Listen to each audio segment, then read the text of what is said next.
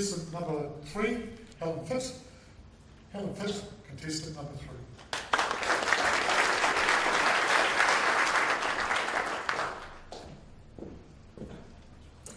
Long-standing Toastmasters often suffer a terrible curse.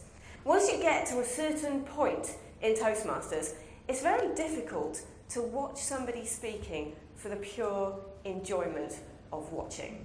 I'd like to congratulate Chris for captivating me and telling me a story that even in the middle of an evaluation contest made me actually focus on his story rather than on evaluating what he was doing right and wrong. I thought he had a brilliant demeanour when he got up here. He was a very polished entertainer. You knew from the start that he was out here to entertain us, he was confident that he was going to do it, and I was completely sucked in. So I'd like to congratulate him, first of all, for that.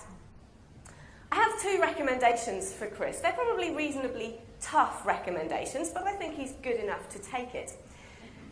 My first recommendation was around his structure. He had a really intriguing structure. He started out with a story, and he had a great narrative arc to his story, and he kept his story going, leading to a twist at the end.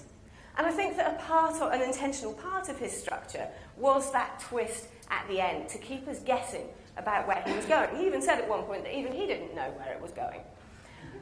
I would recommend to Chris that he could emphasise that structure even more. He could make more use of those comments that he didn't know where it was going.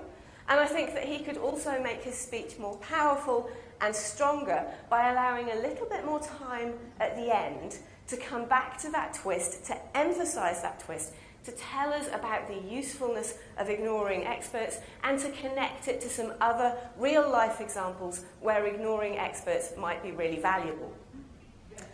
My second recommendation connects his presentation of his topic to what it was actually about. His speech was, fundamentally, at least on a superficial level, about cars. And one of the fundamental features of cars is that they move. They move. Or they don't. And I reckon that if Chris hadn't stood completely still but had moved around, emphasising when things didn't work out with some stationary parts, then that could have really emphasised the nature of his speech.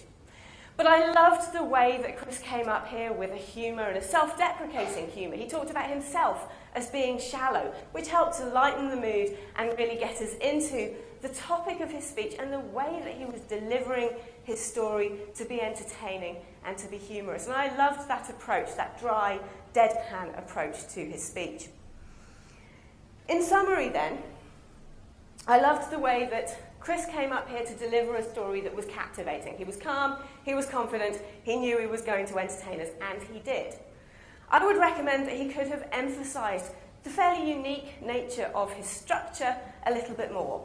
And I would have liked to see him move a bit more to emphasise the connection between his topic and his presentation. But I loved his humour, I loved his deadpan delivery, and all in all, I thought it was a brilliant speech. So well done, Chris.